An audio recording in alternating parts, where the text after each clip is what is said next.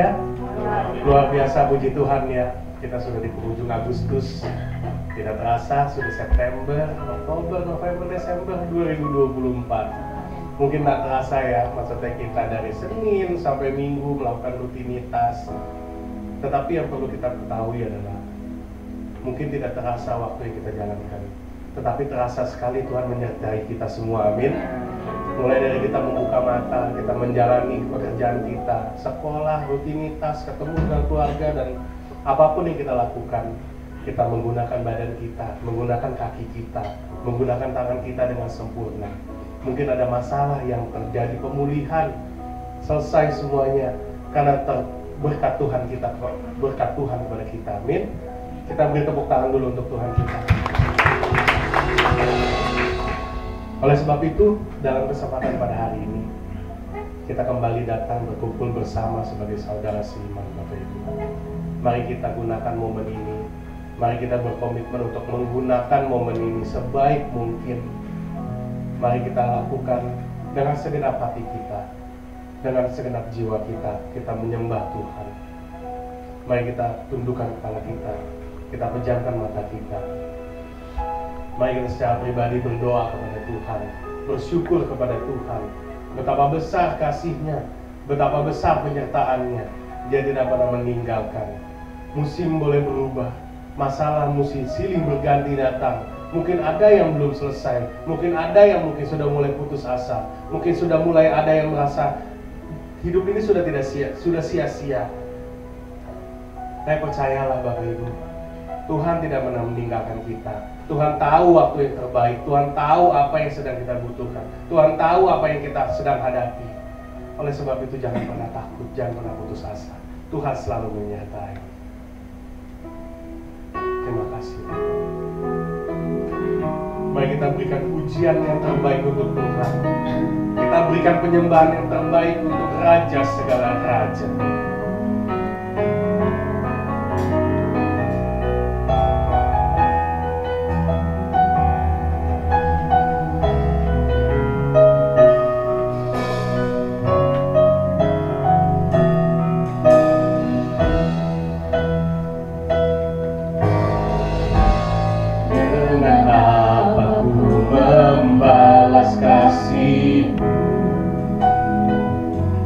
Yang ku terima dariku,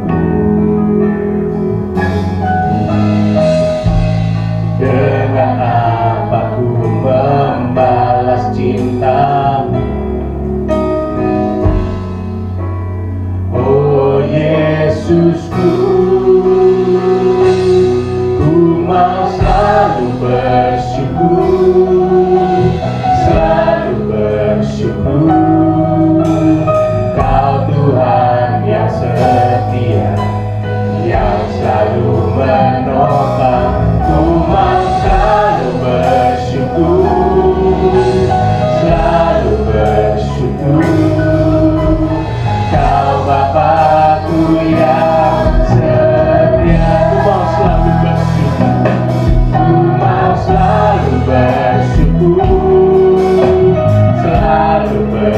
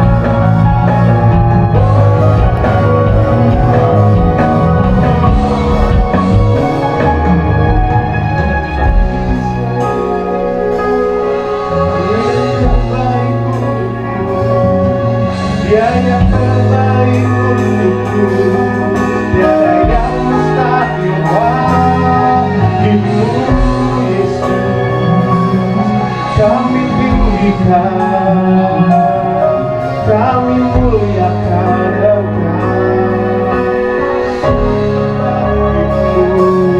Ku mau selalu bersyukur, selalu bersyukur. Kau Tuhan yang setia, yang selalu menopang. Ku mau selalu bersyukur, selalu bersyukur. Kau Bapa-Ku yang setia, mari ku panggil Kau. Kau selalu bersyukur, ucapkan syukur, give breath to Tuhan.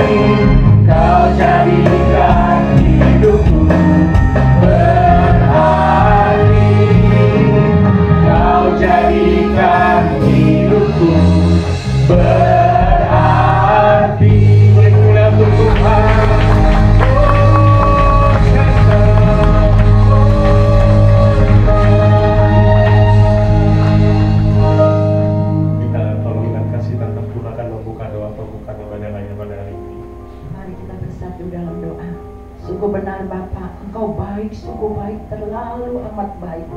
Kami tidak dapat membalas cinta kasih-Mu Tuhan, selain kami memuji, menyembah-Mu dan menyenangkan hati-Mu. Bapa di dalam surga, kami tahu Engkau hadir, sudah hadir di tengah-tengah kami. Engkau siap menjamah dan melawat setiap kami. Bapa, sebelum kami masuk lebih jauh, lebih dalam lagi, Tuhan kiranya Engkau ampuni segala dosa, salah pelanggaran kami. Layakkan kami Tuhan. Kami rindu Tuhan hadirat-Mu, kami rindu jamahan lawatan-Mu di tempat ini Tuhan. Kami tahu ibadah hari ini tidak sia-sia karena Engkau sudah hadir. Engkau siap menjamah dan melawat umat-Mu Bapa. Kami yakin dan percaya Tuhan, setiap kami yang datang, kami akan pulang tidak seperti kami Bapa datang. Kami akan mendapatkan kemenangan, sorak-sorai yang daripada-Mu Tuhan. Yang sakit disembuhkan, yang susah dihiburkan. Oh Bapa di dalam surga, terima kasih buat hadiran-Mu Tuhan. Karena itu pada saat ini Tuhan, kami mau pergunakan waktu yang ada sebaik-baiknya hanya untuk kemuliaan nama-Mu Tuhan. Biarlah setiap pujian penyembahan kami Tuhan boleh berkenan kepadamu, menyenangkan hatimu, dan hanya untuk kemuliaan nama-Mu. Terlebih kami akan mendengarkan suara-Mu lewat hamba-Mu PDP Paulus Gunata Sutejo. Tuhan Yesus, urapi dengan urapan yang daripada-Mu. Sembunyikan dia di balik salib-Mu Bapa. Biar hanya Engkau yang berkata-kata Tuhan lewat mulut bibirnya Bapa. Bapa, kami juga Tuhan mau siapkan tanah hati kami Tuhan untuk dapat dibajak dan menerima benih firman-Mu Bapa. Kami yakin dan percaya setiap benih firman yang ditaburkan tidak akan kembali sia-sia, melainkan boleh berakar, bertumbuh dan berbuah-buah bagi kemuliaan-Mu, dan buahnya dapat dinikmati banyak orang. Terima kasih Tuhan, urapi hamba-Mu dengan urapan yang khusus daripada-Mu. Otoritas wibawa ilahi turun atasnya Bapa. Biarlah lewat pelayanannya, lewat apapun yang dia lakukan Tuhan, dimanapun Tuhan utus, nama Tuhan ditinggikan dan diagungkan. Banyak jiwa boleh dimenangkan bagi kerajaan-Mu ya Allah. Terima kasih Bapa, kami mau sambut hadiran-Mu Tuhan, kami mau muji menyembah-Mu Tuhan dan menerima kebenaran firman-Mu. Tuhan pimpin ibadah ini dari awal, pertengahan hingga akhirnya. Hanya di dalam nama Yesus Kristus kami alaskan doa dan ucapan syukur ini. Haleluya, amin. Siap memuji Tuhan Bapak Ibu? Amin. Saya ingin melihat tangan-tangan yang terangkat karena kita bersuka cita bertemu dengan saudara seiman. Amin. Beri tepuk tangan untuk Tuhan. Mari kita nyatakan kebahagiaan kita berkumpul.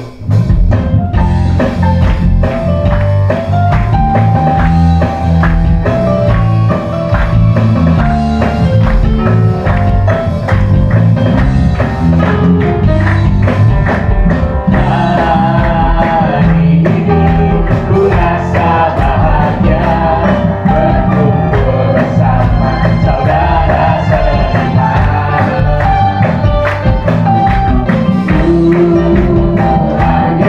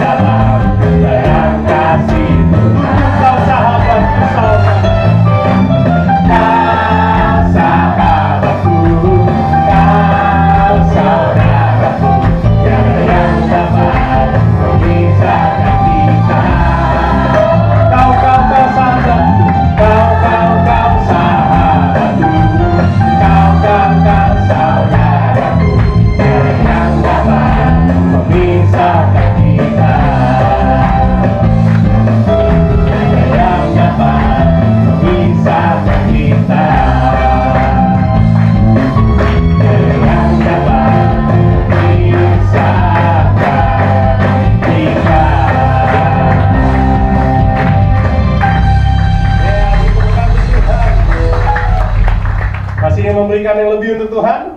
Mari kita bersorak-sorai untuk Tuhan.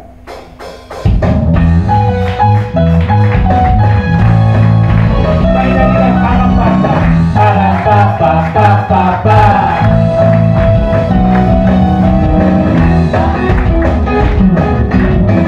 Bersorak-sorai, muliakan namanya, Dia berperang ganti kita.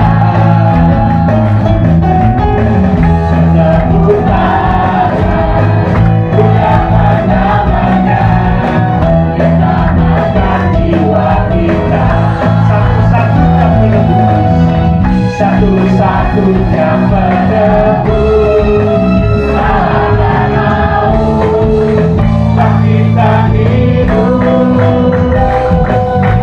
Tuhan yang memberi kemenangan bersama kita di dalam kita, masuk dalam kemuliaannya.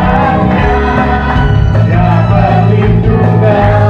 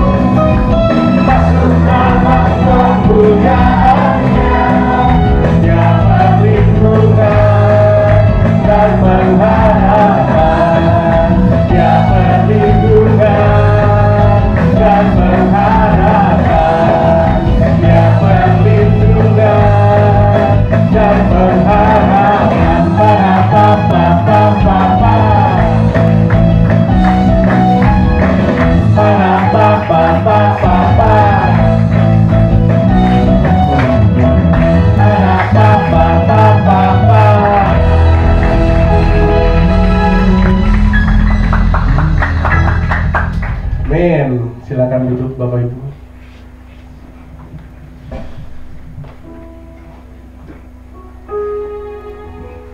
Dengan semangat memuji Tuhan, serta semangat kita sebagai saudara seiman meninggikan Tuhan Yesus Kristus. Mari kita siapkan hati kita untuk menyambut firman. Biarlah kita rendahkan hati kita. Biarlah firman yang diberikan nantinya akan menjadi pemulihan baru bagi kita. Hikmat kebijaksanaan yang baru dan pedoman hidup yang baru.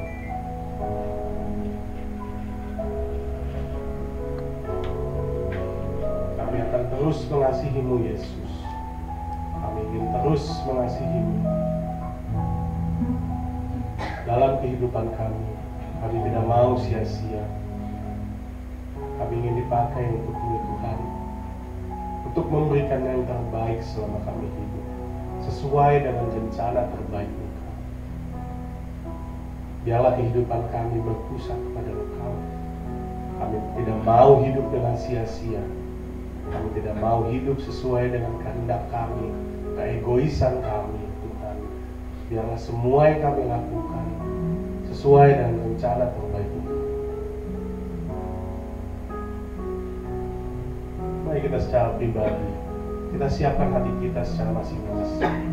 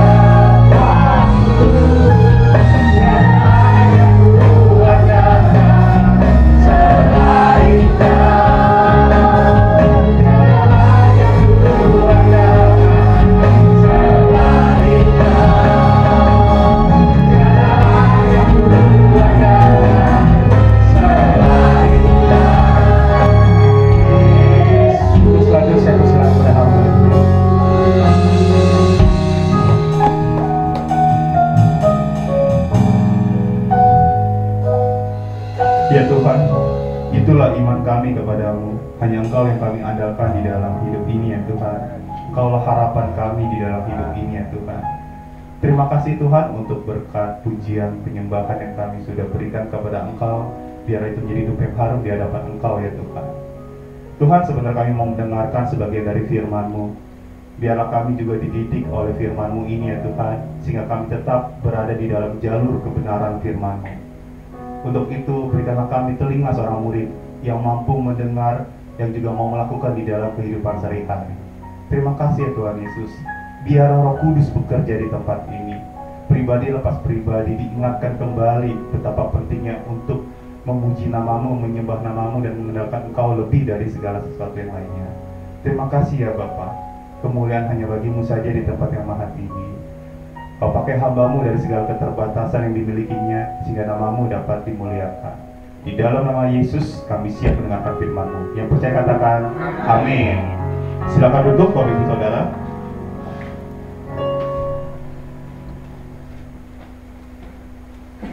Ya, shalom semuanya. Ya, terima kasih untuk respon yang sangat baik. Ya, saudara, untuk hari ini saya membawakan satu judul khotbah Eroi dan Ismael. Eroi dan Ismael.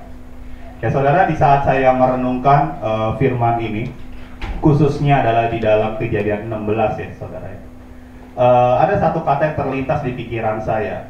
Ya, jadi waktu saya persiapan ada satu kata yang terlintas di dalam pikiran saya. Kata itu adalah misunderstanding ya, atau ya disalah mengerti gitu ya.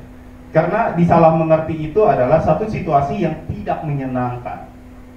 Saya ambil satu contoh, misalkan kalau saudara yang orang tua tentunya ya, kemudian saudara mendidik anak saudara ya, mungkin saudara punya niat baik mempersiapkan mereka untuk masa depan yang lebih baik kepada anak bapak ibu saudara. Nah, namun sebagai manusia kan ada keterbatasan ya. Seringkali cara kita didik itu mungkin membuat si anak sakit hati, terlalu keras gitu kan ya. Nah, kemudian si anak nangkepnya berbeda.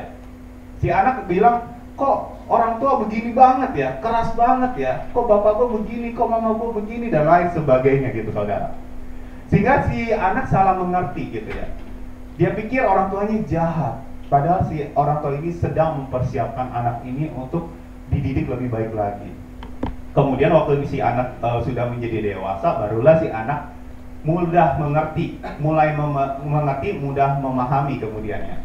Kenapa? Karena di situ dia udah dewasa, udah lebih ngerti kayak gitu ya. Oh, orang tua saya mendidik saya dengan keras untuk mempersiapkan saya di dunia yang lebih keras kayak gitu. Ternyata begini ya. Nah, saudara gini loh, saudara. Sebenarnya situasi disalah mengerti itu adalah situasi yang tidak menyenangkan ya. Di dalam Alkitab ada satu wanita yang pernah saya bahas yang kehidupannya disalah mengerti oleh orang percaya gitu. Yaitu Marta. Ya saudara, saudara ingat ya Maria dan Marta. Kisah di mana Maria duduk di bawah kaki Yesus untuk mendengarkan firman Tuhan. Sementara Marta, apa yang dilakukan Marta? Sibuk. Ya, dia melayani, bla bla bla, bikin masaklah, mempersiapkan makanan untuk Tuhan Yesus, untuk yang lainnya gitu ya. Sehingga seolah-olah kita memahaminya sebagai oke, kalau gitu kita jangan kayak Marta. Jangan pelayanan kayak gitu ya. Nah, kemudian kita harus bersikap seperti siapa? Maria gitu yang duduk dengar firman Tuhan, udah datang dengar firman Tuhan gitu ya. Sebenarnya itu tidak adil kalau hanya dibahas seperti itu aja. Karena Marta dalam kisah itu bukan akhir dalam kehidupan perjalanan iman si Martanya. Ada perubahan yang terjadi kok dalam kehidupan si Marta. Nah, namun saya hari ini mau membahas wanita yang berbeda, saudara ya. Wanita yang bernama Hagar. Hagar juga salah dimengerti oleh orang Kristen. Boleh saya tanya kepada Bapak Ibu Saudara, siapa di sini yang punya kenalan atau saudara punya anak, kerabat, keluarga, teman kerja yang namanya Hagar? Ada? Tapi dia orang Kristen? Nggak ada? Oke, pertanyaan kedua, siapa di sini yang punya kolega, teman, saudara, bla bla bla semuanya itu namanya Ismael? Ada? Nggak ada? Waduh. Nama itu sebenarnya bagus ya. Atau gini deh, kalau gini, gimana kalau namanya Yudas? Ada? Gak ada ya? Ya. Karena kalau saya sebagai guru pun kalau lagi absen mungkin namanya ada Matius, Markus, Lukas, Yohanes, terus Yudas. Nah, anak yang kayak gini harus diperhatikan dengan baik-baik kali gitu ya. Nah, jadi nggak ada tuh orang tua yang kasih nama itu rata-rata ya. Karena disalah ngerti gitu ya. Padahal arti nama itu sebenarnya bagus gitu. Cuma memang kelakuannya aja sih kalau Yudas kayak gitu ya. Atau gini deh ya. Kalau Yesus, ada? Nggak ada ya? Nah, kita tuh terlalu takut memberi nama yang terlalu baik sama yang terlalu buruk kayak gitu ya.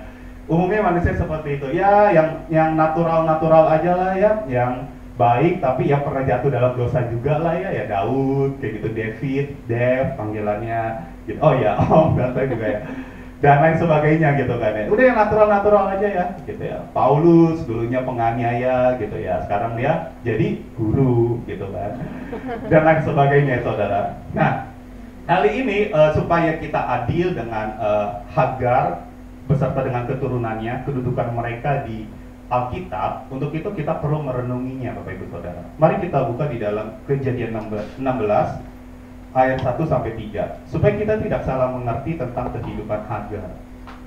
Namun kehidupan Hagar tidak terlepas dari kehidupan Abram dan Sarai ya Bapak Ibu Saudara. Kejadian 16 ayat 1 sampai yang ketiga. Oke, saya bacain dulu ya untuk ayat ini. Kejadian 16 ayat 1 sampai ketiga. Adapun Sarai, istri Abram itu tidak beranak. Ia mempunyai seorang hamba perempuan, orang Mesir, Hagar namanya. Ya dijelasin tuh ya saudara, Hagar ini orang Mesir. Berkatalah Sarai kepada Abram, engkau tahu Tuhan tidak memberi aku melahirkan anak, karena itu baiklah hampiri hambaku itu. Mungkin oleh dialah aku dapat memperoleh seorang anak. Dan Abram mendengar perkataan Sarai. Ya, di sini kita melihat ketidaktaatan Abraham ya. Abram konteksnya di sini ya, saudara. Karena dia lebih mendengar perkataan Sarai istrinya dibanding dengan perkataan Tuhan atau janji Tuhan di pasal-pasal sebelumnya. Kemudian di ayat 3 dikatakan, jadi Sarai, istri Abram itu mengambil Hagar, hambanya orang Mesir itu. Yakni ketika Abram telah 10 tahun tinggal di tanah Kanaan. Lalu memberikannya kepada Abram, suaminya, untuk menjadi istri. Ya, saudara, di sini kisah tentang Abram dan Sarai, kisah yang mungkin sudah tidak asing bagi telinga kita sebagai orang Kristen ya. Bagaimana mereka berjuang untuk memiliki keturunan, tapi nyatanya tidak kunjung datang gitu ya.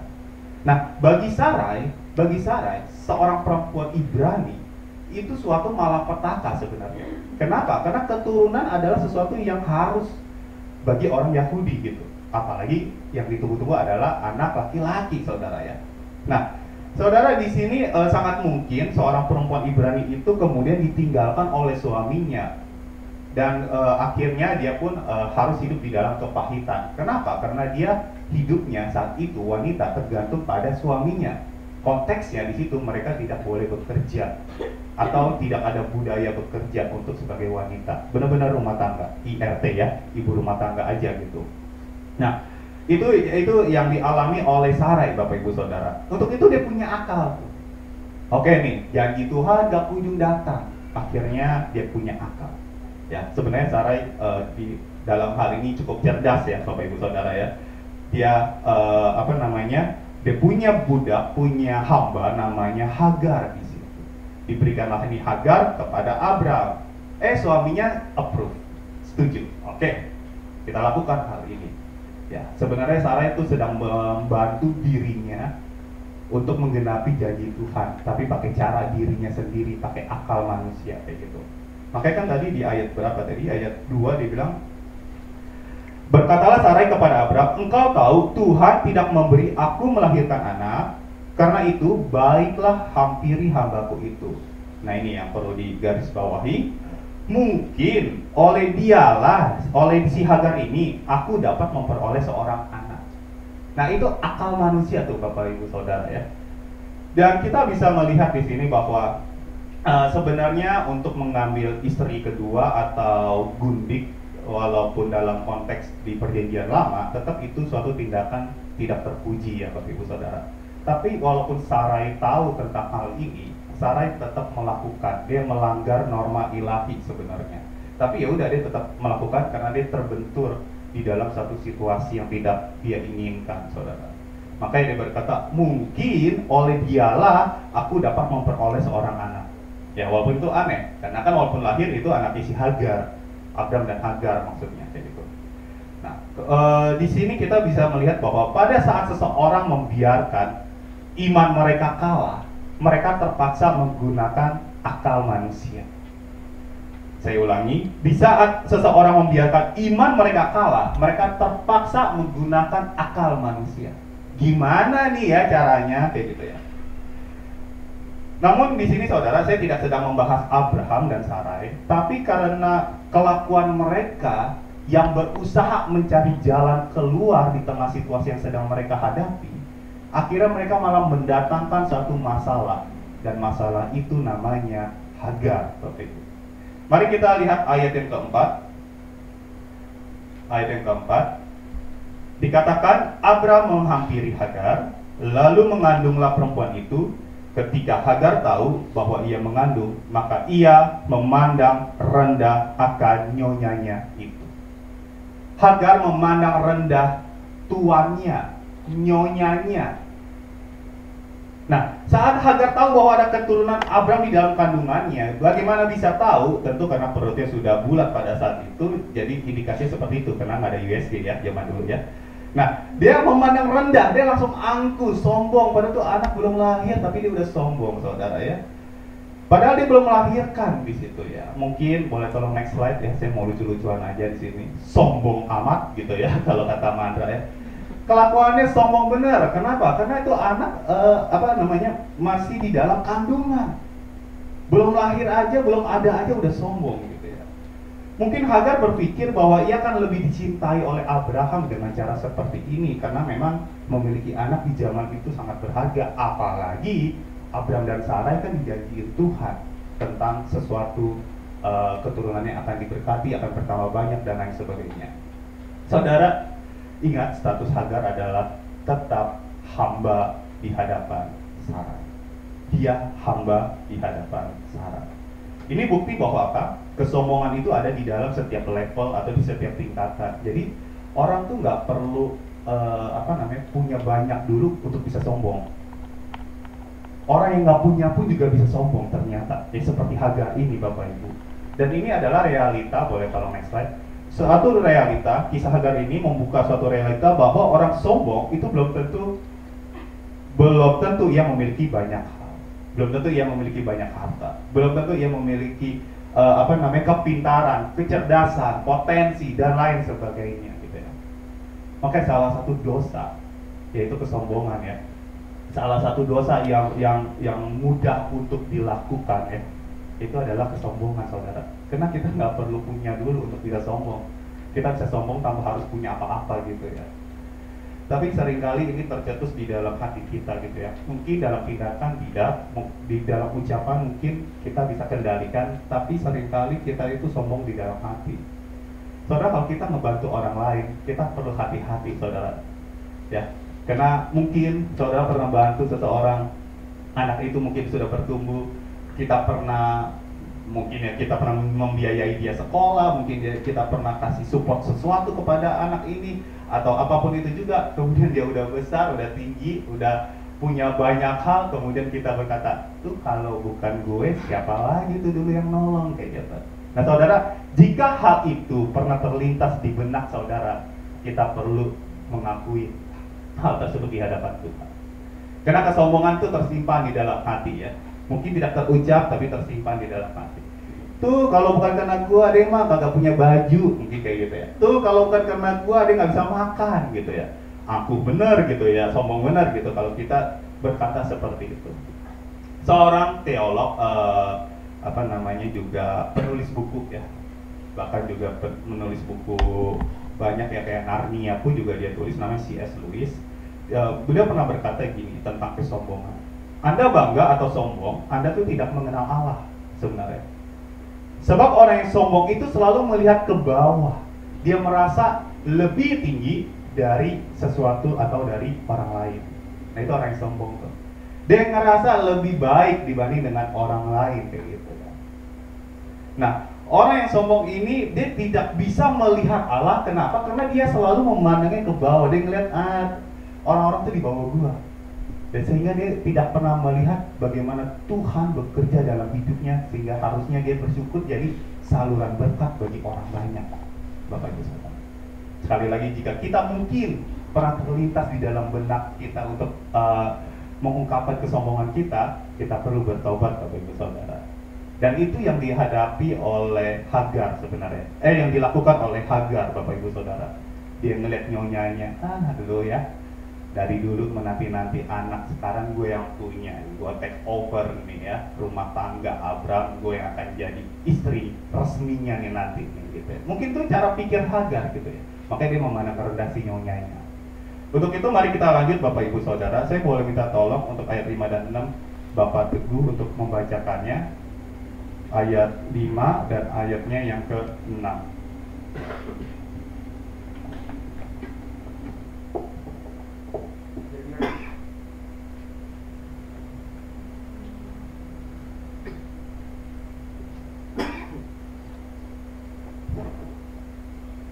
Kejadian 16 ayat 5 dan 6.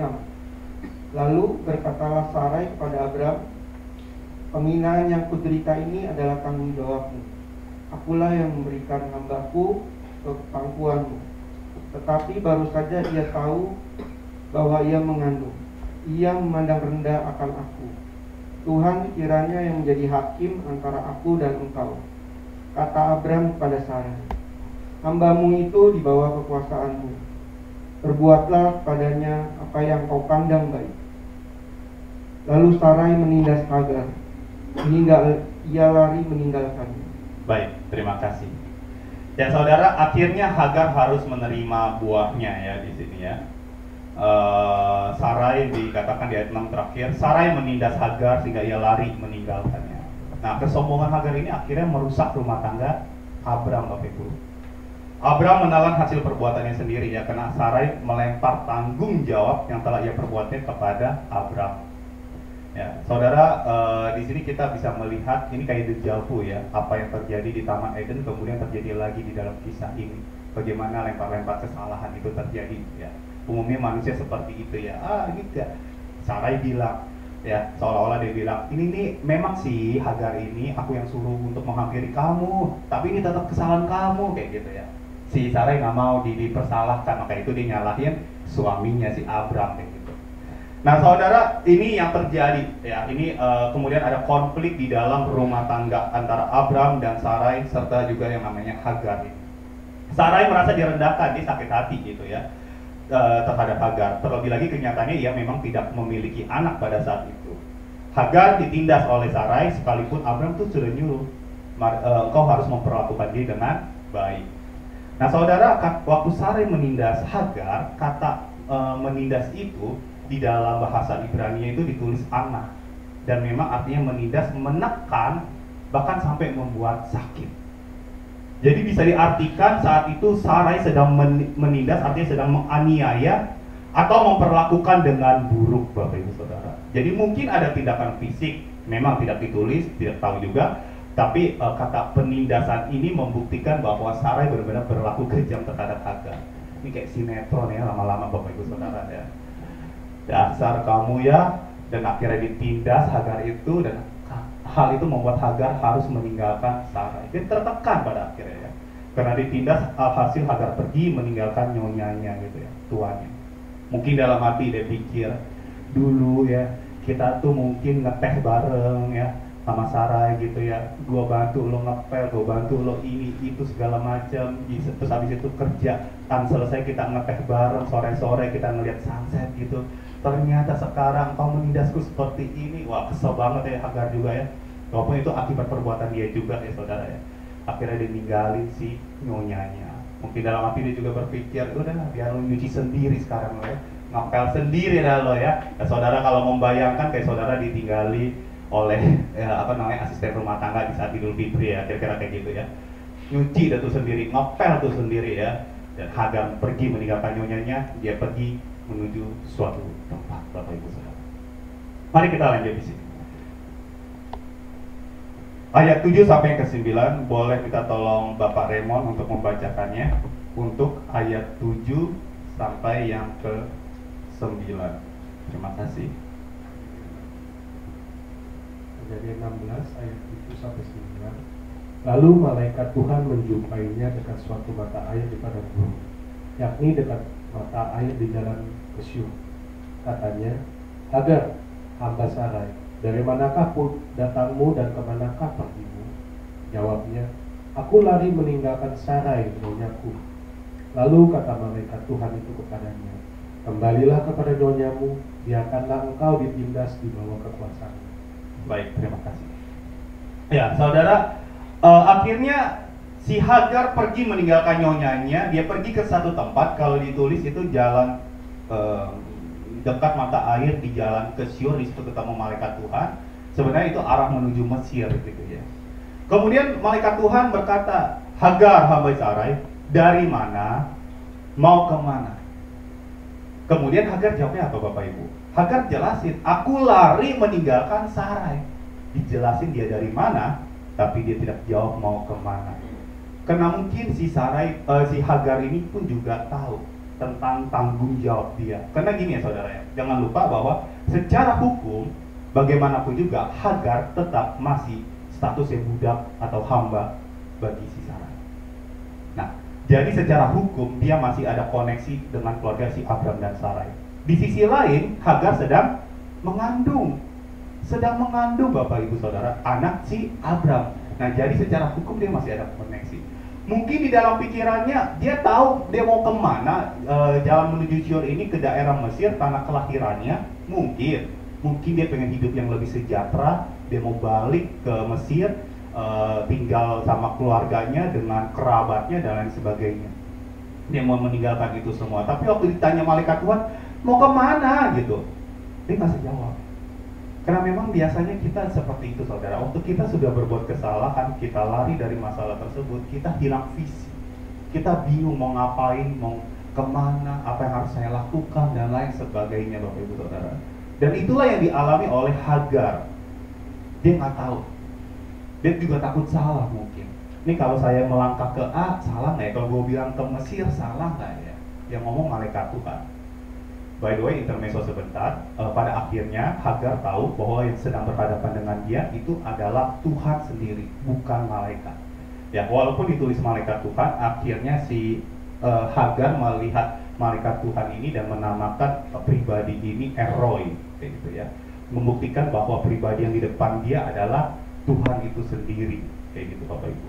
Ya cuman supaya si manusia ini tidak meninggal, tentunya dengan kekudusan Tuhan yang begitu luar biasa, dia Tuhan menampakkan diri seperti malaikat. Nah, singkat cerita, saudara, kalau kita renungi di dalam hal ini ya, kalau kita sedang diperhadapkan dengan satu situasi atau masalah kehidupan yang kayaknya aduh susah banget gitu ya, walaupun itu karena kesalahan kita sendiri gitu ya, untuk kita bisa lalui, untuk kita bisa lewati ya. Kemudian kita ketemu malaikat Tuhan nih, kita ketemu Tuhan nih, pengennya tuh kita diapain sih? Pengennya pasti kita pengen dapat solusi kan ya, pengen dapat jalan keluar gitu ya. Ini kayak gini loh caranya, kamu harusnya melakukan A, B, C, D dan sebagainya kayak gitu. Pengennya kita tuh dikasih solusi, atau minimal kalau kita sedang menghadapi masalah terus kemudian ketemu malaikat Tuhan menghampiri kita gitu, apa yang harusnya kita lakukan? Kita pengennya tuh ya Pak, dihibur pasti. Atau pakai mungkin kalau kayak orang-orang Korea tuh yang ngomong fighting gitu ya, tetap semangat, cayo gitu ya, kau pasti bisa, diempok-empokin gitu sama malaikat Tuhan. Pengennya tuh kita digituin saudara. Tapi cara Tuhan mendidik itu ternyata berbeda. Kasih Tuhan begitu nyata, tapi kasih Tuhan begitu mendidik saudara. Nah, maka itu akhirnya malaikat Tuhan berkata, balik ke nyonyamu dan biarlah engkau ditindas. Balik ke nyonyamu dan biarlah engkau ditindas. Jelas-jelas tuh, balik, nggak ada cerita, jangan lari lagi, pokoknya kamu mesti balik. Saya percaya kalau di dalam situasi itu saudara yang sedang saudara hadapi ya, saudara disuruh balik menghadapi masalah, saudara nggak diempok-empokin, saudara nggak dikasih solusi, saudara nggak dihibur, saudara nggak dikasih semangat gitu, semangat ya gitu ya, nggak dikasih kayak gitu. Tapi saudara disuruh, ayo hadapi dong gitu ya. Pasti kita juga kesel ya gitu ya. Lalu menggambarkan Tuhan ini kejam banget ya sebagai Bapak ya gitu. Dan itulah yang sedang kita hadapi sebenarnya di dalam kehidupan sehari-hari Bapak Ibu Saudara ya. Sebenarnya Tuhan ingin kita tuh menghadapi masalah-masalah yang ada di depan mata kita, bukan malah lari dari masalah kita. Kalau mungkin kita sedang berhadapan, kalau kita yang masih bekerja, berhadapan dengan atasan atau bos kita ya, mungkin ada yang rese dan lain sebagainya ya, Tuhan mau bilang sekarang ya balik, Tuhan masih mau didik kita. Kalau kita mungkin sedang menghadapi satu konflik di dalam relasi, baik di dalam keluarga atau dimanapun itu, dengan pasangan, Tuhan bilang balik, go back to your house. Kalau kata Tuhan kepada Hagar, go back to your master. Kalau kita sedang menghadapi konflik di dalam relasi kita mungkin dengan mertua, mantu, anak, dan lain sebagainya, Tuhan bilang, hadapin, balik. Jangan lari dari masalahnya. Walaupun kita berteriak saya butuh jalan keluar, Tuhan tetap bilang face it. You have to face it. Kamu perlu hadapi itu. Nyonyamu yang akan menindasmu itu lagi. Saudara, sebenarnya kalau kita mau teliti, ada 3 fase yang harus dihadapi oleh Hagar, saudara. Dari kata-kata Tuhan kepada Hagar. Pertama, kembalilah kepada nyonyamu. Hadapilah, saudara. Hadapilah. Jika kita memang sedang menghadapi suatu problema kehidupan, Tuhan bilang hadapi. You have to face it. Kedua, Tuhan bilang apa? Biarkanlah engkau ditindas. Ini bagian dimana harus kita introspeksi, Bapak Ibu. Kenapa? Saya percaya bahwa Tuhan membiarkan Hagar ini ditindas supaya ia sadar akan kesalahannya. Karena waktu dia ditindas, dia tahu, kok ini sakit banget ya. Dididik oleh Tuhan kok sakit banget ya. Nah, di situ dia bisa introspeksi. Oh iya ya. Ini masalah terjadi karena kesombongan saya di masa lampau. Saudara, masalah di dalam kehidupan kita, ya, kita sedang menghadapi masalah gitu ya. Itu biasanya terjadi karena 2 hal. Terjadi karena memang salah kita sendiri, atau satu lagi ya kita kena dampaknya hasil perbuatan orang lain. Gitu. Tapi seringkali ya memang itu karena salah kita sendiri. Saudara, kalau kita introspeksi, apapun yang kita hadapi sekarang ini, mungkin itu adalah kesalahan kita di masa lampau. Untuk itu Tuhan mau bilang hari ini, hadapi, kemudian introspeksi. Kalau memang ada kesalahan, perlu berlutut, minta ampun kepada Tuhan. Amin, Bapak Ibu Saudara. Dan yang ketiga, fase yang ketiga, Tuhan bilang, di bawah kekuasaannya. Kan udah jelas ya, go back to your master, ya, ke nyonyamu, biarlah engkau ditindas. Kan itu udah jelas dong, kayak gitu ya. Tapi masih perlu Tuhan menambahkan kata di bawah kekuasaannya gitu ya. Konteks ya di sini, Hagar kan sombong ya, Bapak Ibu Saudara ya. Dia sombong gitu dengan apa yang dia miliki, walaupun sebenarnya itu masih dalam kandungan, saudara. Di bawah kekuasaan. Nah, orang sombong itu kan tadi saya udah bilang, dia merasa lebih tinggi dibanding yang lain. Dengan kata-kata di bawah kekuasaannya, itu untuk menyadarkan dia posisi Hagar sebenarnya di bawah kekuasaan otoritas kamu di situ, yakni adalah Sarah. Itu cara Tuhan ngebentuk Hagar. Memang sakit, capek, melahirkan air mata, membuahi air mata, dan lain sebagainya. Tapi cara Tuhan membentuk kita ya seperti itu. Kita perlu menghadapinya, bukan malah lari dari masalah. Saudara, dari seluruh masalah yang kita hadapi, sekali lagi seringkali jawabannya adalah gini, bukan jalan keluar. Seringkali Tuhan nggak kasih jalan keluar, tapi Tuhan kasih apa? Penyertaan, sehingga kita kuat, sehingga kita tetap tekun, kita tetap setia di dalam Tuhan. Amin, Bapak Ibu Saudara. Kita memang dididik di dalam kekristenan, kita belajar firman Tuhan tentang iman, apalagi bicara tentang iman yang bisa memindahkan gunung. Kalau kita berdoa sama Tuhan, kita minta gunung-gunung kehidupan ini pindah, kita beriman, kita berdoa, kemudian gunung itu benar-benar pindah, saudara bisa melaluinya, kemudian saudara bisa kesaksian, itu puji Tuhan, biarlah nama Tuhan yang dimuliakan. Tapi yang saya mau jelaskan, jika gunung itu tidak pindah, saudara tetap perlu setia di dalam Tuhan. Amin, saudara. Di sini Tuhan mau mengajarkan bahwa sekalipun gunung itu mungkin tidak pindah, kita perlu tetap tekun, tetap setia, tetap berada di dalam penyertaannya. Nah, kenapa? Karena Tuhan itu sebenarnya, saudara ya, boleh tolong next slide. Tuhan itu lebih tertarik mengubah pribadi kita daripada mengubah keadaan. Mengubah keadaan Hagar mah mudah banget bagi Tuhan, perkara semudah membalikan telapak tangan. Karena kan Tuhan Maha Kuasa. Amin ya saudara untuk kali ini. Bagi Tuhan itu mudah. Tapi mengubah pribadi Hagar nih yang angkuh, sombong, setengah mati, baru punya dikit aja udah setengah mati sombongnya. Wah, itu butuh proses panjang, saudara. Keangkuhan tuh nggak mudah. Nggak bisa tuh orang langsung gampang dengar khotbah, oke, hari ini saya nggak boleh sombong, terus tak pulang gereja berubah jadi nggak sombong lagi. Aduh, nggak mungkin kayaknya. Pasti ada tuh dalam hati. Mungkin dulu verbal, tapi sekarang dalam hati, dulu tuh bukan karena gua dia udah nggak bisa makan tuh kayak gitu tuh mungkin ya, tapi dalam hati gitu ya. Masih susah saudara, butuh proses. Itulah manusia, karena keras kepala, dan di dalam hal ini ada free will-nya sih gitu. Maka dari itu Tuhan lebih suka mengubah pribadi dibanding dengan situasinya gitu, untuk membentuk kita, untuk mendidik kita. Ada satu anak murid saya, puji Tuhan saya juga dipercaya kembali untuk menjadi wali kelas ya Bapak Ibu. Nah, ada satu anak murid saya yang belum lama curhat, "Sir, aku nggak bisa bahasa Inggris." Saya nggak mau bilang, saya juga nggak bisa gitu. Saya cuma bisa bilang yes, no, I love you doang kayak gitu ya. Habis itu kalau kemana-mana, misalnya jalan-jalan ke luar negeri, bawa Google Translate, kelar, udahlah nggak perlu belajar gitu ya. Saya nggak bilang gitu Bapak Ibu Saudara. Atau sebagai wali kelas sebenarnya ada satu taktik, udahlah kamu gini aja. Pelajaran yang lain kamu benar-benar belajar sekuat tenaga untuk bahasa Inggris, kamu nggak perlu belajar, it's okay, karena kamu masih naik kelas. Kenapa? Karena merah satu itu masih naik kelas hitungannya. Jadi kamu belajar yang lain. Saya nggak bilang gitu Bapak Ibu. Kenapa? Karena saya sebagai guru mau mendidik anak ini. Walaupun saya ada pilihan untuk mengatakan itu kepada dia. Sempat sih terlintas dalam hati kayak gitu kan. Cuma saya bilang, zaman sekarang aja bahasa Inggris sangat dibutuhkan. Apalagi zaman kamu nanti gede gitu ya. Itu sangat dibutuhkan. Untuk itu sekarang kamu perlu menghadapi, sekalipun mungkin kamu takut gitu ya.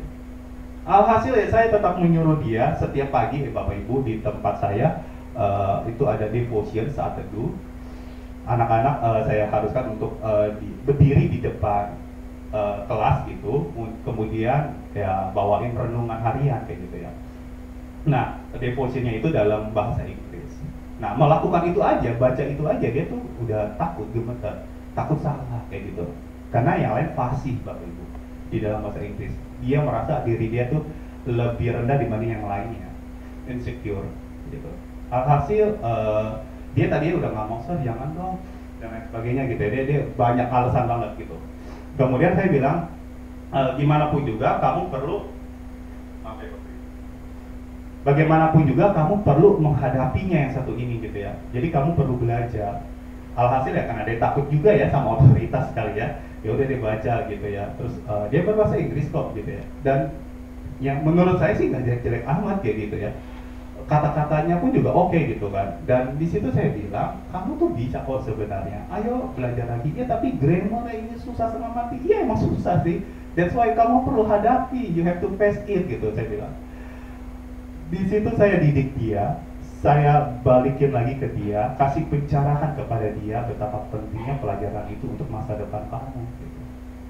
Nah saudara, Tuhan seringkali mendidik kita seperti itu, bukan malah dibilang udah nggak usah pelajarin, udahlah kamu, ini biar Tuhan yang tanggung, biar Tuhan yang tanggung semuanya. Tidak. Tuhan mau kita itu menjadi lebih dewasa. Amin Bapak Ibu Saudara. Untuk itu Tuhan mau mendidik kita, mau membentuk kita. Kita perlu hadapi, kita perlu introspeksi juga, dan izinkanlah tangan Tuhan bekerja di dalam kehidupan kita. Saudara, nggak peduli beratnya masalah yang sedang kita hadapi. Sebenarnya yang lebih penting adalah dengan siapa kita melaluinya, dengan siapa kita berjalan. Amin Bapak Ibu. Sebelum saya tutup, mari kita baca dulu ayat 10 sampai yang ke-12. Saya boleh minta tolong Bapak Teguh lagi, boleh tolong. Ayat 10 sampai 12.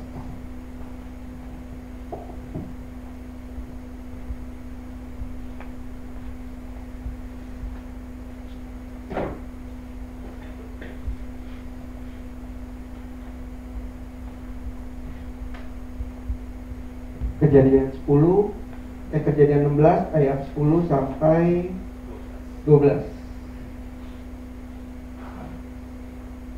Lagi kata malaikat Tuhan itu kepadanya, "Aku akan membuat sangat banyak turunanmu, sehingga tidak dapat dihitung karena banyaknya."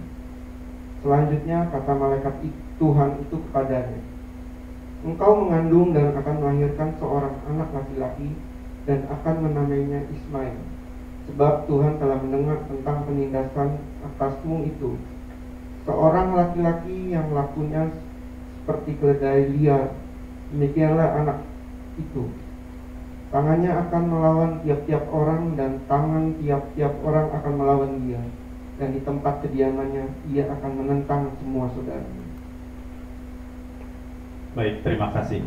Ya, saudara, pada akhirnya Tuhan tetap membuat satu janji kepada Hagar. Seperti ini, saudara. Tuhan memang memberikan satu perintah yang rada-rada tidak masuk akal bagi akal si Hagar saat itu. Karena disuruh balik kan kepada nyonyanya, kayak ditindas lagi di bawah kekuasaannya. Tapi Tuhan gak cuma kasih perintah. Tuhan di sisi lain menyandingkan perintahnya dengan berkat, dengan janji, dengan hal-hal yang akan dia terima kalau dia taat sama perintah Tuhan. Dan Tuhan tidak hanya sekedar menyuruh Hagar balik, ada berkat di balik ketaatan Hagar pada saat yang nanti. Nah, sebelum saya tutup, saya mau menjelaskan kedudukan keturunan Hagar ini, Bapak Ibu, supaya kita bisa melihat bagaimana Tuhan memberkati keturunan Hagar, yakni yang namanya Ismail. Paling tidak saya coba cari ya, paling tidak ada 6 hal. Sementara itu boleh minta tolong keyboardis untuk mengiringi, thank you. Ya, yang pertama kata keledai liar tadi ya, kalau mungkin di dalam pikiran kita kalau dalam bahasa Indonesia udah konotasinya tuh udah jelek ya. Kalau liar tuh kesannya kayak ya pokoknya udah negatif aja gitu ya kalau liar. Tapi sebenarnya kalau di dalam bahasa aslinya keledai liar ini maksudnya adalah keledai hutan, bebas, gak punya tuannya gitu loh. Bahkan dalam budaya Yahudi ini merupakan satu pujian yang sifatnya tangguh, Bapak Ibu Saudara. Ya, jadi keledai liar ini bahkan juga disematkan oleh salah satu anak dari Yakub. Jadi dari 12 suku Israel itu ada yang namanya Isakar. Ya, Isakar itu juga menyematkan ada disematkan nama keledai liar gitu. Julukannya, saudara. Kayak Yehuda itu kan apa? Singa ya. Dialah singa dari Yehuda gitu kan ya. Nah, kalau Isakar itu keledai liar. Jadi keledai liar itu bukan berarti hal yang buruk gitu ya. Kedua, Ismail itu ditulis sebagai keturunan Abraham. Saudara, ditulis sebagai keturunan Abraham. Abraham tuh punya punya keturunan dari Sarai, punya keturunan dari Hagar, juga punya keturunan dari Keturah, Bapak Ibu. Tapi saat ini ditulisnya kata Ishak itu disandingkan dengan Ismail. Itu bukti ada penghargaan khusus kepada Ismail, Bapak Ibu Saudara. Jadi Ismail ini disandingkan dengan Ishak di situ. Lagi pula kalau Alkitab menulis kalau nama itu ditulis dalam Alkitab sebuah keturunan, berarti nama itu juga penting. Contoh silsilah keturunan Yesus. Itu silsilah nenek moyang Yesus maksud saya. Silsilah nenek moyang Yesus kan ada siapa terus juga ada nama perempuan yang pernah berbuat dosa dan lain sebagainya. Itu kan tetap ditulis. Berarti nama-nama itu juga penting. Dan Ismail namanya juga penting. Ketiga, Ishak dan Ismail satu kali pernah memakamkan ayah mereka. Dan bagi budaya Yahudi itu tanda keakraban dua bersaudara ini.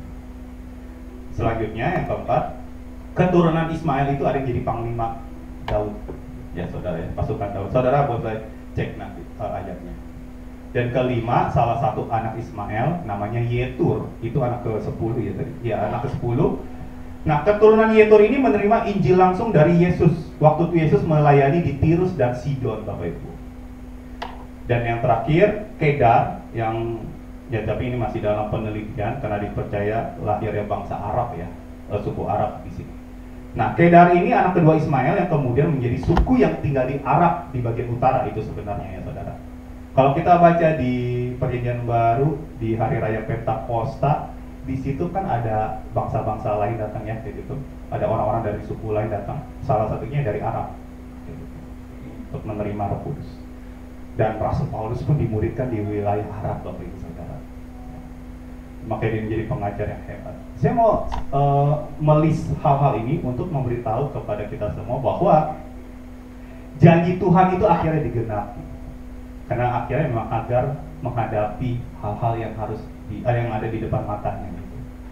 Persoalan-persoalan itu dia tetap harus hadapi, sekalipun mungkin itu memang kesalahan dia juga gitu. Dan kita lihat ayat yang ke-13, saya baca itu. Kemudian Hagar menamakan Tuhan yang telah berfirman kepadanya itu dengan sebutan Engkaulah Eroi. Sebab katanya, bukankah di sini kulihat Dia yang telah melihat aku. Luar biasa tuh.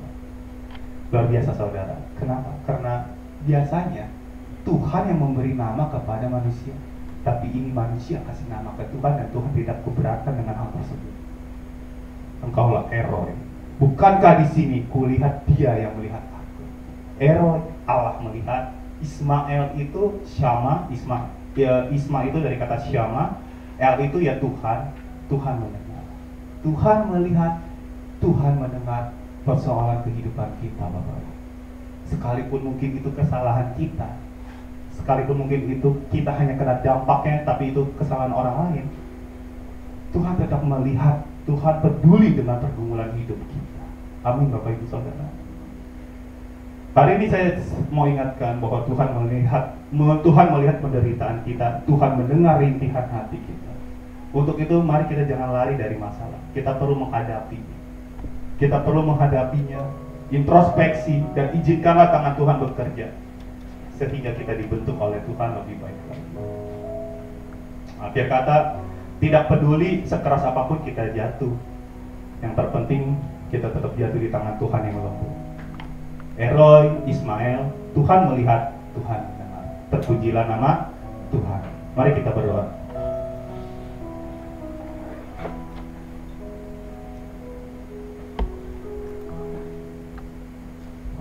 Bapa yang baik, terima kasih untuk hari ini. Kami boleh mendengarkan firman-Mu. Kami boleh diingatkan kembali betapa sulitnya yang kami hadapi sekarang ini. Kami percaya kami punya penyertaan-Mu ya Tuhan. Kami percaya Kau melihat apa yang kami sedang gumulkan, apa yang sedang kami hadapi. Dan kami juga percaya Engkau mendengar rintihan hati kami. Engkau mendengar rintihan doa kami yang seringkali mungkin sudah tidak terucap karena kata-kata tidak bisa menggambarkan kepahitan kami ya Tuhan. Untuk itu hari ini tolong bentuk kami ya Tuhan. Tolong didik kami lagi ya Tuhan, untuk menjadi pribadi yang lebih tangguh, sehingga kami bisa menghadapi masalah-masalah kehidupan dengan penuh sukacita, karena penyertaan-Mu, bukan karena kekuatan gagah kami. Terima kasih ya Tuhan. Biarlah firman ini menjadi pengingat untuk kami. Hamba-Mu berhenti berbicara, tapi biarlah Roh Kudus bekerja di dalam hidup kami. Roh Kudus menghibur kami, Roh Kudus mendidik kami di dalam jalan kebenaran firman. Terpujilah nama-Mu ya Tuhan. Terima kasih ya Bapa. Biarlah kami di dalam kehidupan sehari-hari diingatkan kembali berkaitan dengan firman hari. Di dalam nama Yesus kami sudah berdoa dan kami sungguh mengucap syukur. Yang percaya katakan amin. Amin. Tuhan Yesus memberkati.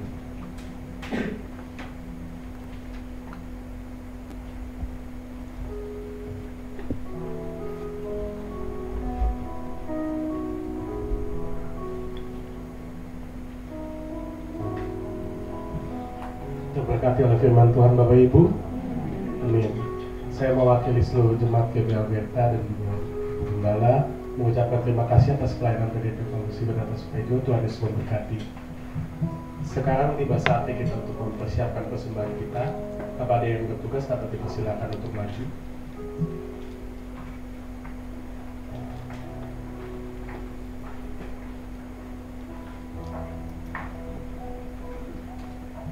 Minta tolong dengan kasih untuk doa persembahan Ibu Eva.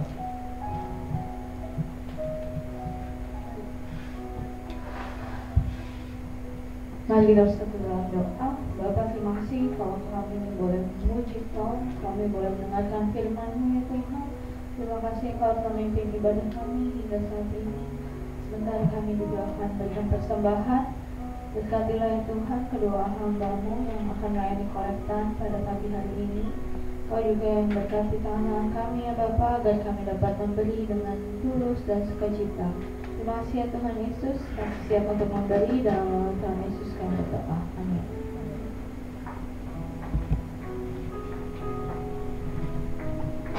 Sembari dilakukan persembahan dapat dipersilakan untuk maju untuk membawa pengumuman.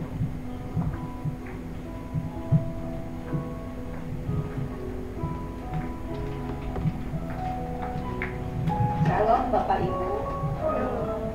Ya, puji Tuhan kalau pagi hari ini kita sudah diberkati melalui kebenaran firman Tuhan. Dan sebelum saya membacakan warta sepekan kita, apakah ada di antara Bapak Ibu yang baru hadir pertama kali di tempat ini? Ya, mungkin saudari yang di belakang baru pertama kali hadir. Ya, saya mohon dengan hormat bisa berdiri di tempat biar semuanya bisa kenal. Ya, selamat datang di keluarga besar Alberta. Jika saudari belum memiliki tempat ibadah yang tetap, kami dengan senang hati mengundang untuk bersama-sama beribadah setiap minggu di tempat ini. Tuhan Yesus memberkati. Dan keluarga besar GBI Alberta juga mengucapkan terima kasih kepada PDP Paulus Igunata Sutejo yang sudah menyampaikan firman Tuhan dalam kebaktian umum hari ini. Tuhan Yesus memberkati keluarga dan pelayanan PDP Paulus. Terima kasih juga kepada semua pelayan yang sudah setia melayani dalam kebaktian umum hari ini. Tuhan Yesus memberkati dengan bonus yang khusus. Setelah ibadah raya siang ini jam 10.30, mari kita antarkan anak cucu kita untuk datang mengikuti ibadah sekolah minggu supaya mereka juga bisa bertumbuh di dalam firman Tuhan.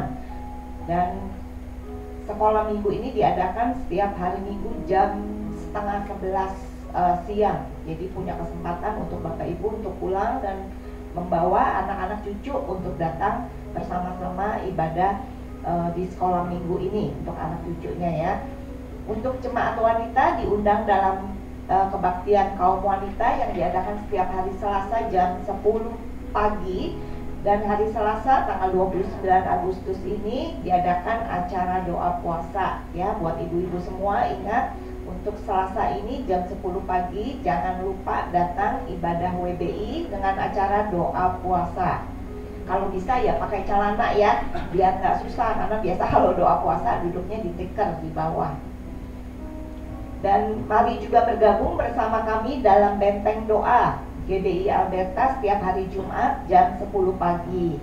Dan benteng doa ini terbuka bukan hanya untuk jemaat Alberta tapi juga terbuka untuk umum. Kita bisa mengajak keluarga, tetangga atau teman untuk saling menguatkan melalui doa-doa kita di acara benteng doa setiap Jumat jam 10 pagi. Dan kaum muda juga diajak untuk hadir setiap hari Sabtu sore jam 6 dalam komunitas EYT. Hari Sabtu ini tanggal 2 September firman Tuhan akan dibawakan oleh saudara Noktavianus Sega. Dan seluruh jemaat diundang untuk kembali hadir dalam kebaktian umum minggu depan tanggal 3 September jam 8 pagi. Firman Tuhan akan disampaikan oleh PDM Wiwi Karta Elia. Dan untuk minggu depan kita juga kembali menikmati tubuh dan darah Kristus dalam perjamuan kudus. Dan perjamuan ini hanya bisa dinikmati oleh jemaat yang sudah dibaptis air. Jemaat juga diberikan kesempatan untuk mengembalikan perpuluhan. Kita siapkan hati dan untuk ibadah minggu depan dan perjamuan kudus di minggu yang akan datang. Terima kasih kepada Bapak Pendeta Johan Sunarto yang minggu lalu menyampaikan firman Tuhan dan sudah mempersembahkan Rp600.000 untuk dana otak. Terima kasih, Tuhan Yesus memberkati. Keluarga besar GBI Alberta mengucapkan selamat ulang tahun kepada Ibu Lisna Siagian yang berulang tahun tepat hari ini. Bisa dengan hormat Bu Lisna berdiri ya. Ya, selamat ulang tahun, Tuhan Yesus memberkati. Dan juga saudara Gayus Yonatan yang berulang tahun minggu depan ya, tanggal 3 September, tapi pagi ini mungkin tidak hadir. Oke, Tuhan Yesus memberkati. Untuk dana Natal 2023 nggak berasa ya, ini udah mau masuk bulan September, berarti sekitar 4 bulan lagi kita sudah mau merayakan hari Natal. Dan GBI Alberta juga mengadakan kebaktian Natal umumnya hari Minggu tanggal 24 Desember bisa dicatat, udah dicontoh di kalender. Kalau kita Natalan tahun ini tanggal 24 Desember jam 10 pagi. Kalau biasa mungkin sore ya Bu Gem ya, tapi untuk tahun ini kita adakan jam 10 pagi, hari Minggu juga tanggal 24 Desember. Dan minggu depannya adalah kebaktian tutup tahun Minggu tanggal 31 Desember jam 10 pagi juga. Dan jemaat yang tergerak untuk mendukung dana Natal dan kebaktian tutup tahun ini bisa mempersembahkan dananya melalui rekening gereja, rekening di BCA ya, udah tertera di atas juga, dan juga bisa melalui QRIS dan amplop persembahan yang biasanya tersedia di belakang ya. Kebaktian Natal komisi akan diinformasikan kemudian untuk setiap komisi yang ada. Kita tetap dukung gereja kita juga melalui persembahan perpuluhan yang bisa dilakukan melalui kantong kolektor, kotak perpuluhan, transfer ke rekening BCA gereja, scan QRIS yang ditempel di kursi-kursi di belakang, dan juga bisa melalui amplop persembahan yang sudah disediakan. Kita bisa mengikuti kegiatan gereja kita melalui warta digital yang dikirimkan di WA Group GBI Alberta, biasanya di-share hari Jumat atau Sabtu ya. Kita bisa lihat, terutama juga untuk para pelayan yang bisa supaya bisa lebih memperhatikan jadwal pelayanannya. Kita juga bisa memfollow Instagram @GBI Alberta Team dan Facebook page GBI Alberta. Jangan lupa juga kita menyatukan hati berdoa bagi gereja dan bangsa negara kita setiap malam jam 9 malam ya. Dimanapun kita berada, mungkin di jalan atau apa, lagi nyetir, kita tetap bisa berdoa dalam hati, tapi jangan tutup mata. Nanti begitu buka mata udah lain ya, nyampenya lain gitu ya. Jadi tetap kita satukan hati dimanapun kita berada ya. Kalau memang jam segitu udah ada di rumah ya lebih baik kita doa sama-sama jam 9 malam. Mungkin kalau ada jemaat juga ada yang mau dimintakan doa untuk pribadi, ada hal-hal yang mau didoakan, bisa menghubungi sekretariat gereja juga untuk kita doakan juga sama-sama di jam-jam doa setiap malam ya. Mungkin ada tambahan pengumuman dari Google. Kalau nggak ada, saya undang Bapak Ibu, saudara-saudari bangkit berdiri. Kita akan menutup ibadah kita dan doa berkat nanti akan disampaikan oleh Google.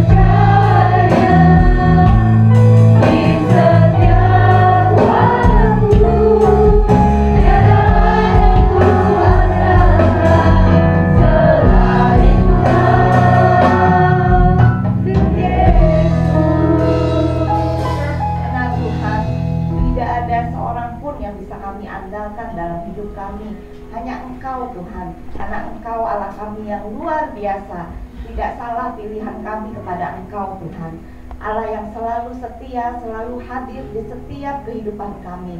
Bapa, kami bersyukur kalau pagi hari ini kami bisa memuji, menyembah-Mu. Bahkan kami juga boleh diberkati melalui kebenaran firman yang disampaikan oleh hamba-Mu. Biarlah Tuhan, Engkau juga yang mampukan kami untuk melakukan firman yang sudah kami aminkan di dalam kehidupan kami sehari-hari. Kami bersyukur Tuhan, walaupun di dalam kehidupan kami tidak terlepas dari permasalahan, dari setiap pergumulan kami masing-masing Tuhan. Satu hal yang pasti, Engkau tidak pernah meninggalkan kami. Engkau selalu menyertai kami. Bahkan Engkau terus memberikan kekuatan bagi kami untuk melewati setiap pergumulan, permasalahan yang kami hadapi Tuhan. Justru melalui masalah-masalah yang kami hadapi, kami boleh semakin dibentuk, semakin serupa dengan Engkau Tuhan. Sehingga Tuhan, kehidupan kami, melalui kehidupan kami juga boleh dipakai untuk menjadi berkat bagi orang-orang di sekitar kami. Terima kasih Tuhan untuk kesetiaan Engkau dalam kehidupan kami. Biarlah melalui setiap apapun yang kami hadapi, kami boleh menjadi semakin dewasa di dalam Engkau. Kami boleh semakin bertumbuh dan boleh semakin berbuah untuk kemuliaan nama Engkau. Kami percaya Tuhan, ketika kami berjalan bersama Engkau, kami akan mendapatkan kemenangan demi kemenangan bersama Engkau. Terima kasih Tuhan untuk kebaikan-Mu yang tidak pernah habis dalam kehidupan kami. Bapak, kami juga bersyukur kalau pada pagi hari ini Engkau juga sudah mengutus hamba-Mu, Bapak PDP Paulus, yang sudah menyampaikan firman-Mu. Biarlah Tuhan Engkau juga berkati untuk kehidupan pribadi dia, bahkan juga untuk setiap pelayanan yang Engkau percayakannya Tuhan, di dalam setiap pekerjaan dia sebagai seorang pendidik Tuhan, dan juga sebagai hamba-Mu yang membawakan berita kebenaran di dalam ibadah-ibadah yang dia jalankan Tuhan. Biarlah Engkau terus memberikan kekuatan, kemampuan, sehingga dia juga boleh melakukan setiap apapun yang sudah Engkau perintahkan di dalam kehidupannya Tuhan, dengan baik, dengan tujuan hanya untuk kemuliaan Engkau saja Tuhan. Engkau pakai kehidupannya lebih dan lebih lagi Tuhan. Engkau juga berkati untuk Sela sebagai seorang istrinya Tuhan. Biarlah Sela juga boleh terus mendampingi, bahkan juga menjadi seorang penolong bagi Paulus Tuhan. Dan biarlah Engkau juga yang mengetahui apapun yang mereka cita-citakan dan mereka harapkan. Biarlah Engkau juga yang penuhi, Engkau berikan sesuai dengan waktu dan rencana-Mu. Terima kasih Tuhan, kami juga bersyukur kalau pagi ini Ibu Gembala juga ada di tengah-tengah kami. Biarlah Engkau juga yang terus memberikan kekuatan, kesehatan yang baru hari lepas hari. Engkau juga yang terus mampukan perlengkapi beliau di dalam menggembalakan setiap jemaat yang ada di tempat ini. Kami berdoa juga untuk anak cucu mantunya Tuhan. Biarlah Engkau juga yang berkati, Engkau juga yang cukupkan setiap kebutuhan mereka. Engkau berkati untuk setiap pekerjaan, pelayanan, bahkan juga untuk studi untuk cucu-cucunya Tuhan. Kami percaya Tuhan, Engkau yang akan pelihara mereka dan jamin masa depan mereka. Bapak, kami juga bersyukur untuk setiap jemaat yang boleh hadir dengan setia di pagi hari ini. Kau juga yang mengetahui apapun yang menjadi pergumulan permasalahan mereka Tuhan. Kami percaya Engkau sendiri yang akan menolong mereka, memberikan jalan keluar, bahkan Engkau akan terus menyertai, memberkati setiap kami Tuhan. Biarlah kami juga boleh semakin setia, taat, dan tunduk hanya kepada Engkau saja. Kami juga ingat akan saudara-saudari kami yang pagi hari ini mungkin tidak bisa hadir. Engkau juga yang mengetahui keberadaan mereka, apa yang menjadi halangan bagi mereka Tuhan. Bagi mereka yang sedang sakit, kami juga percaya di dalam nama Tuhan Yesus, Engkau juga yang sanggup memberikan pemulihan, kesembuhan bagi mereka. Bagi mereka juga yang dalam kelemahan, pergumulan, kemunduran rohani, biarlah Engkau juga yang terus Tuhan ingatkan mereka akan cinta kasih mereka yang mula-mula kepada Engkau. Bahkan mereka boleh kembali kepada Engkau. Dan kami rindu kalau di minggu yang akan datang kami semua boleh kembali datang beribadah bersama-sama di tempat ini. Kami juga tidak lupa berdoa bagi bangsa dan negara kami, khususnya untuk pelaksanaan pemilu di tahun yang akan datang. Kami percaya Tuhan, Engkau juga yang akan turut campur tangan, Engkau yang akan menolong setiap proses pelaksanaan pemilu yang akan datang, termasuk juga untuk kampanye yang akan diadakan. Biarlah semuanya boleh berjalan dengan baik, dengan lancar, dan juga terhindar dari segala tindakan anarkis Tuhan, sehingga kami semua bangsa Indonesia ini bisa melaksanakan pemilu dengan baik. Dan bahkan kami percaya Engkau juga yang akan menyediakan presiden dan wakil presiden beserta seluruh jajaran menteri yang ada nantinya adalah orang-orang yang takut akan Engkau dan mau sungguh-sungguh bekerja untuk kemajuan bangsa dan negara kami. Terima kasih Tuhan, kalau sebentar lagi kami juga mau berpisah satu sama lain. Biarlah Engkau juga hantar pimpin setiap langkah kami hingga kami boleh tiba di tempat tujuan kami masing-masing tanpa kurang suatu apapun. Terima kasih Tuhan, terpujilah nama-Mu. Hanya di dalam nama Tuhan Yesus kami berdoa dan mengucap syukur. kekasih-kekasih Kristus yang diberkati Tuhan, pulanglah dan terimalah berkat Tuhan. Turunlah kiranya atas saudara-saudara semua kasih karunia dan damai sejahtera dari Allah Bapa, pengampunan dan kasih sayang dari Tuhan Yesus Kristus, penghiburan, penyertaan, bahkan pimpinannya di dalam kuasa Roh Kudus memimpin kita sekalian mulai saat ini sampai Maranatha Yesus datang kedua kali. Di dalam nama Tuhan Yesus kami sudah berdoa dan bersyukur. Haleluya, sama-sama katakan amin.